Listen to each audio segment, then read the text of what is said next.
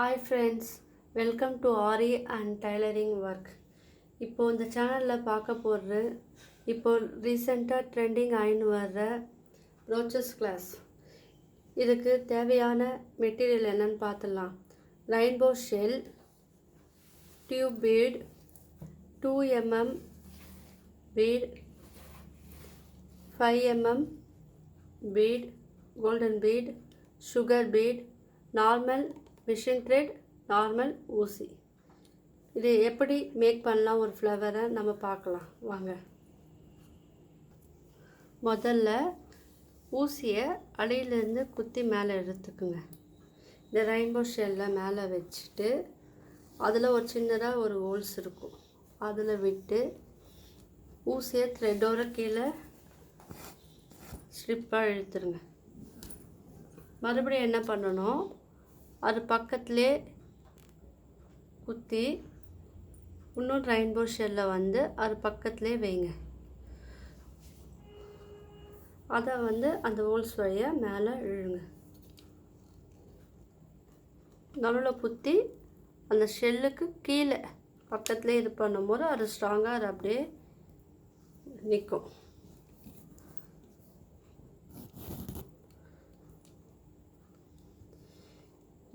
பக்கத்தில் குத்துங்க.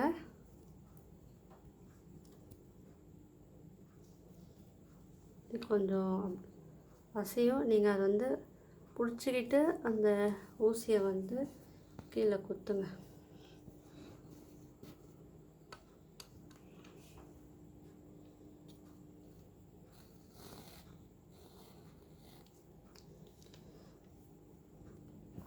இப்போ அது பக்கத்துலேயே இன்னும் ரெயின்போ ஷெல்லும் குத்தி எடுத்துக்குங்க. மிடில் இருக்கிற அந்த ஹோல்ஸில் அதை இன்சர்ட் பண்ணி அது பக்கத்துலேயே பிடிச்சிக்கிட்டு குத்துங்க. இப்போ அது ஸ்ட்ராங்காக நிற்கும். இப்போ இன்னொரு ஷெல் எடுங்க.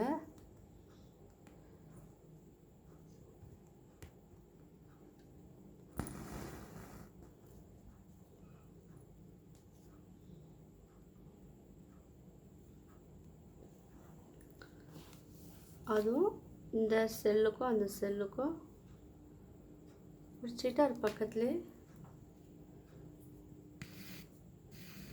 நூல் உங்களுக்கு என்ன கலர் இது பண்ணுறீங்களா, என்கிட்ட இப்போ இந்த கலர் இருந்ததுனால நான் இதை எடுத்து யூஸ் பண்ணேன்.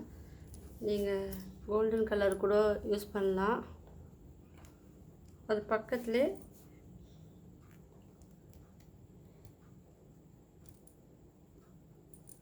நான் இதில் அவங்கவுங்க க்ரியேட்டிவிட்டியை பொறுத்தது. நான் இங்கே 5 ஃப்ளவர் மேக் பண்ணி ஒரு டிசைனை உருவாக்குறேன். உங்களுக்கு என்ன டிசைன் வேணும், 4 வைக்கலாம், 3 வைக்கலாம், எத்தனை வேணால் நீங்கள் உங்களுடைய க்ரியேட்டிவிட்டியை பொறுத்தது. இது ரொம்ப சிம்பிளான மெத்தட் தான்.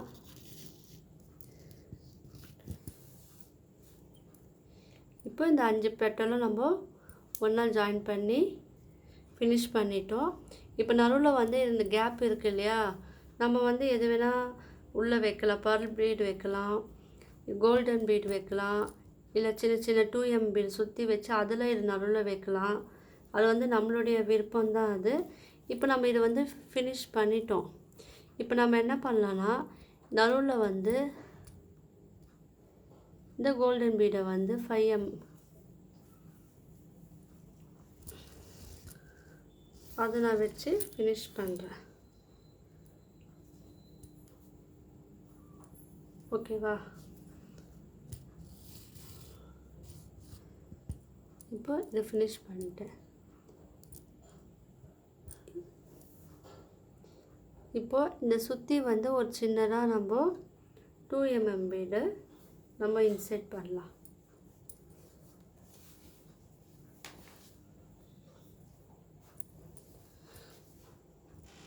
அது பார்க்கறதுக்கு சிம்பிளாகவும் இருக்கும், நல்லாவும் இருக்கும். அதை பக்கத்துலேயே குத்தணும் நீங்கள், அப்போ தான் அது நகராது. ஸ்ட்ரிப்பாக வந்து அது நிற்கும். அது நீங்கள் வந்து இந்த கோல்டன் கலர் த்ரெட்டை யூஸ் பண்ணிங்கன்னா உங்களுக்கு அது அந்த அளவுக்கு வெளியே தெரியாது. நான் க்ரீன் கலர் த்ரெட்டை யூஸ் பண்ணாலும் அது வந்து நல்லா பளிச்சுன்னு தெரியுது. நீங்கள் அந்த துணிக்கு ஏற்றப்பல நீங்கள் அந்த கலரை வந்து நீங்கள் செலக்ட் பண்ணிக்கலாம். இது சிம்பிள் டிசைன் தான், ஆனால் வந்து பார்க்கறதுக்கு வந்து நல்லாயிருக்கும். நம்மளுடைய ஒர்க்கை பொறுத்து இதில் நம்ம அவுட்புட் வந்து நம்மளுக்கு வரும். ஆனால் இது வந்து கொஞ்சம் டஃப்பு அப்படிலாம் கிடையாது. நீங்கள் பழகுனீங்கன்னா உங்களுக்கு இந்த ப்ரோச்சஸ் இது வந்து ஈஸியாக வந்துடும். எல்லாமே க்ரியேட்டிவிட்டி பொறுத்து தான்.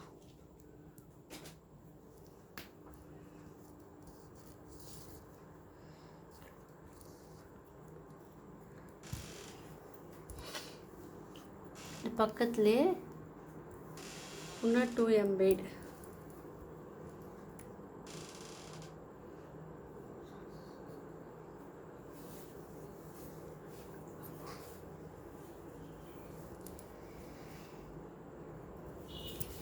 இதில் எத்தனை 2 எம்பெய்டு கொடுத்தா நல்லாயிருக்கும்னு அது நீங்களே அதை டிசைட் பண்ணிக்கலாம்.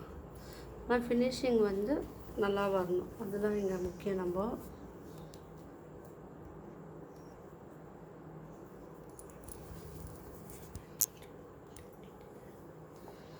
இதெல்லாம் வந்து இந்த டிசைன் வந்து நீங்கள் எதுக்கு யூஸ் பண்ணலான்னா ப்ளவுஸில் யூஸ் பண்ணலாம். நெக் இருக்குது இல்லையா, அந்த பேக் நெக் அங்கே யூஸ் பண்ணலாம், நடுவில் யூஸ் பண்ணலாம். ஸ்லீவில் சென்டரில் வந்து இந்த டிசைன்லாம் வந்து யூஸ் பண்ணலாம். பார்க்கறதுக்கு வந்து சிம்பிளாக இருக்கும், ஆனால் வந்து அழகாக இருக்கும். அது சிம்பிள் அண்ட் கிராண்ட் லுக் வந்து இந்த ரெயின்போ ஷெல் வந்து கொடுக்கும்.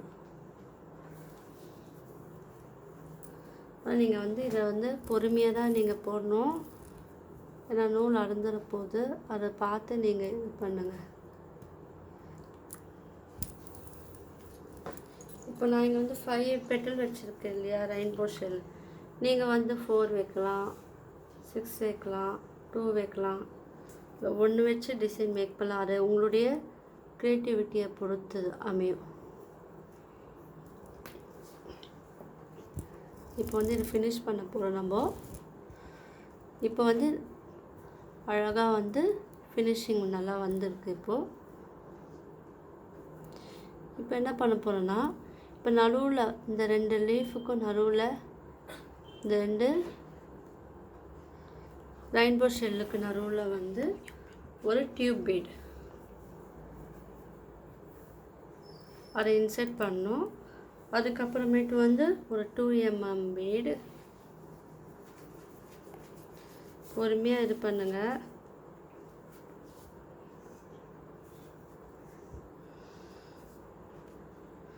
டூ mm பீட், அப்புறம் ஒரு சுகர் பீட்.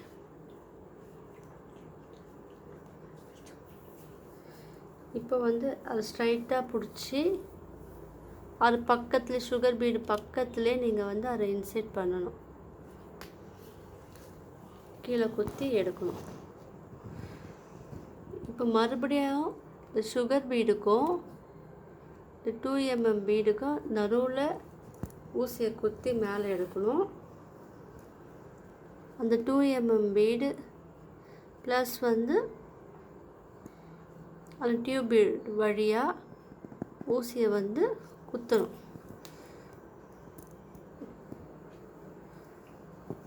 குத்தி எடுக்கணும். எடுக்கும்போது என்ன ஆகும்னா ஸ்ட்ரிப் ஆகிடும். இந்த இடம் வந்து ஸ்ட்ரிப் ஆகிடும், உங்களுக்கு வந்து நகராது.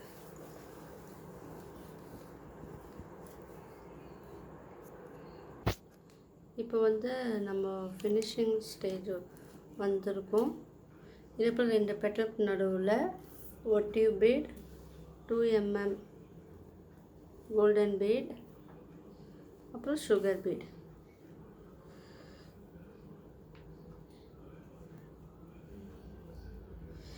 இப்போ இதை டைட்டாக பிடிச்சிக்கிட்டு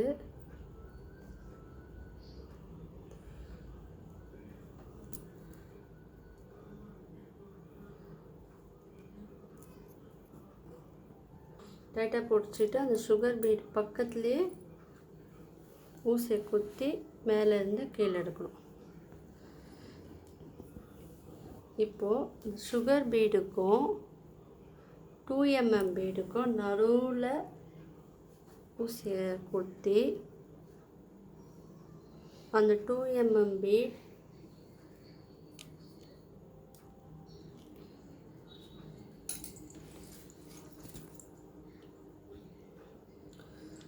அந்த 2mm பீடுக்கும் டியூப் பீடுக்கும் நடுவில் குத்தி அந்த ஊசியை கீழே ஏற்றணும்.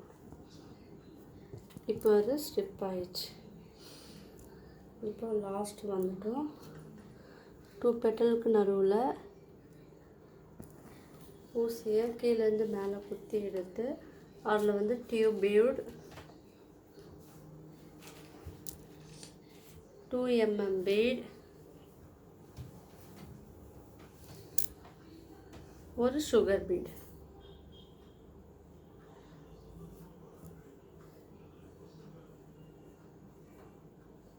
பக்கத்துலேயே சுகர் பீட் பக்கத்துலேயே அதை வந்து இன்சர்ட்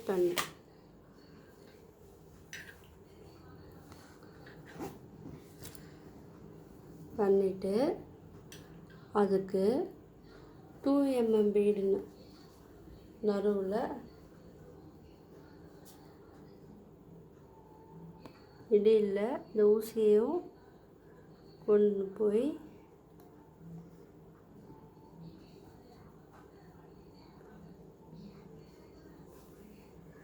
டியூப் பீட் அதில் இந்த ஊசியை சென்டரில் எடுத்துன்னு போயிட்டு